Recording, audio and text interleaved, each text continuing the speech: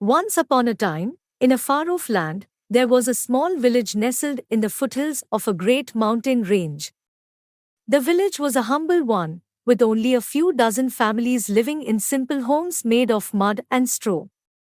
But despite their meager surroundings, the villagers were a happy and contented people, living their lives in peace and harmony with the natural world around them. One day, however, a great storm swept through the land, bringing with it a terrible flood that destroyed homes and crops alike. The villagers were devastated, and many were forced to flee to higher ground to escape the rising waters. But even as they struggled to survive, they knew that they could not stay in their mountain refuge forever. So the villagers banded together, determined to find a way to rebuild their homes and their lives. They knew that they needed help, and so they sent out a message to the surrounding towns and villages, asking for aid. But the response was slow, and the villagers began to lose hope. As the weeks went by, the villagers became more and more desperate. Their crops were failing, and many of their animals had been lost in the flood.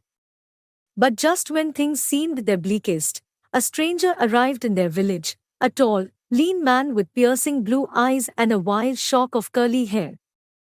The man introduced himself as a wanderer, a traveler who had roamed the world seeking adventure and knowledge. He had heard of the village's plight and had come to offer his assistance. At first, the villagers were wary of this strange newcomer, but they soon realized that he was genuine in his desire to help them. He set to work immediately, teaching the villagers new farming techniques and showing them how to rebuild their homes to withstand future floods. As the days passed, the villagers grew to love and respect the wanderer, and he became a fixture in their community.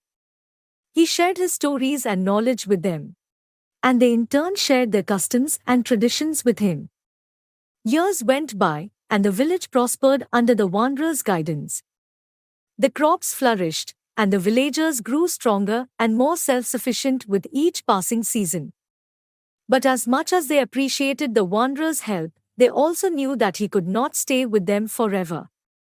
And so, one bright spring morning, the wanderer bid the village farewell and set out once again on his travels. But as he walked away from the village, he knew that he had left a lasting impact on the people he had helped. And he knew, too, that he had gained something invaluable in return, a sense of belonging and purpose that he had never known before.